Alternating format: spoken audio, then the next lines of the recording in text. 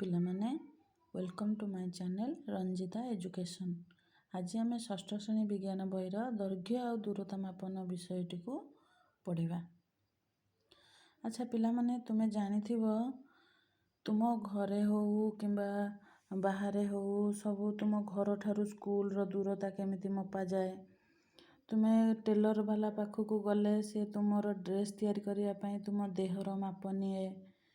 ତୁମ ଘରର ଦୈର୍ଘ୍ୟ ହେଉ, ତୁମେ ରହୁଥିବା କୋଠରୀର ଦୈର୍ଘ୍ୟ ହେଉ, ଏସବୁ ଜାଣିବା ଆମ ପାଇଁ ନିହାତି ଜରୁରୀ।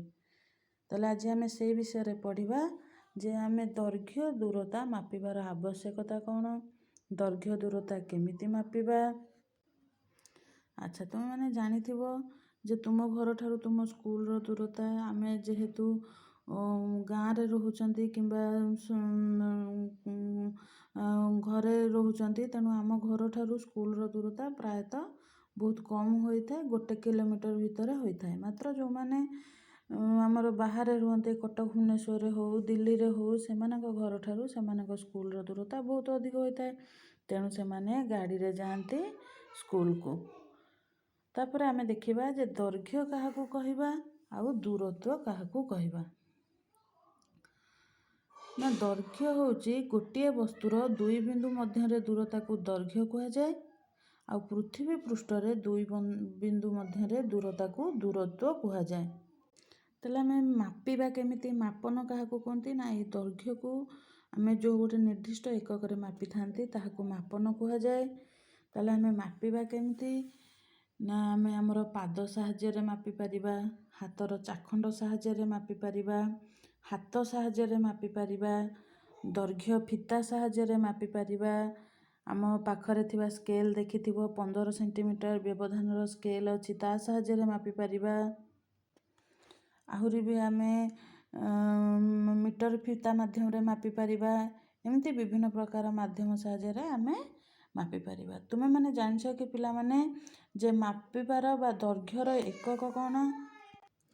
ତୁମେମାନେ ଜାଣିଛ ଯେ 1 ମିଟର ହେଉଛି 100 ସେଣ୍ଟିମିଟର। ସେଇଭଳି 2 ମିଟର କେତେ ସେଣ୍ଟିମିଟର ହେବ ନା 200 ସେଣ୍ଟିମିଟର। 29 ମିଟର କେତେ ସେଣ୍ଟିମିଟର ହେବ? 2900 ସେଣ୍ଟିମିଟର। ସେଇଭଳି 100 ସେଣ୍ଟିମିଟର ଯଦି ଆମର 1 ମିଟର ହୁଏ, ତାହେଲେ 500 ସେଣ୍ଟିମିଟର କେତେ ମିଟର ହେବ ନା 5 ମିଟର। 3400 ସେଣ୍ଟିମିଟର କେତେ ମିଟର ହେବ? 3 ମିଟର 4 ସେଣ୍ଟିମିଟର। ସେଇଭଳି ତୁମେମାନେ ମନେ ରଖିବ ଯେ 1 କିଲୋମିଟର ହେଉଛି ଆମର 1000 ମିଟର।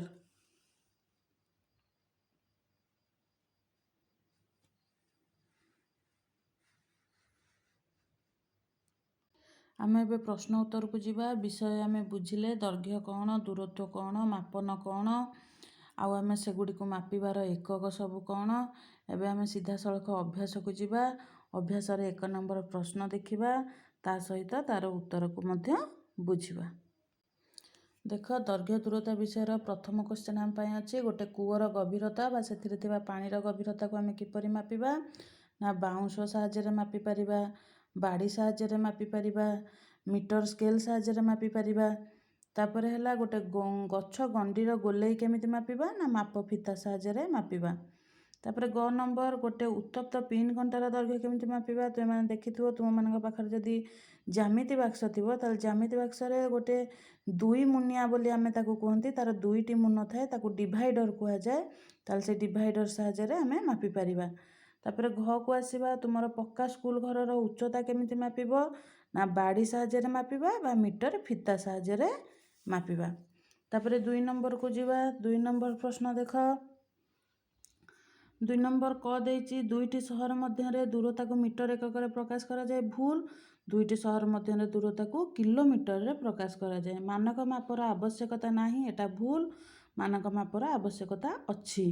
ମାପ ନେଲା ବେଳେ ଆଖିଟି ଆମର ମାପନ ବିନ୍ଦୁର ଭୁଲ ନମ୍ବରରେ ରହିବା ଉଚିତ, ଏଟା ଆମର ଠିକ୍ ଅଛି। ତାପରେ 3 ନମ୍ବର ଦେଖିବା। 3 ନମ୍ବର ଆମକୁ ଦେଇଛି ଯେ ବଡ଼ରୁ ସାନ କ୍ରମରେ ସଜେଇକି ଲେଖ। ତାହେଲେ ଆମର ପ୍ରଥମେ ବଡ଼ କିଏ ହେଲା? କିଲୋମିଟର, ତାପରେ ଡେସିମିଟର, ତାପରେ ସେଣ୍ଟିମିଟର, ତାପରେ ମିଲିମିଟର। ଦେଖିଲ। ତାପରେ 4 ନମ୍ବରକୁ ଯିବା। 4 ନମ୍ବର ଆମକୁ କହିଛି ଦରଜୀ ବ୍ୟବହାର କରୁଥିବା ମାପ ଫିତା ଆଉ ଆମ ସ୍କେଲ୍ ଭିତରେ ପାର୍ଥକ୍ୟ କ'ଣ ଆଉ ସାମଞ୍ଜସ୍ୟ କ'ଣ। ସାମଞ୍ଜସ୍ୟଟି କ'ଣ ପ୍ରଥମେ ତୁମେମାନେ ଦେଖିନିଅ ନା ଉଭୟ ସାହାଯ୍ୟରେ ଆମେ କ'ଣ କରନ୍ତି, ମାପ କରିଥାନ୍ତି। ପାର୍ଥକ୍ୟ କ'ଣ ନା ମାପ ଫିତାରେ ଆମେ ଗୋଲେଇ ଜିନିଷ ମାପିପାରିବା, ମାତ୍ର ସ୍କେଲରେ ଆମେ ଗୋଲେଇ ଜିନିଷର ମାପ କରିପାରିବା ନାହିଁ।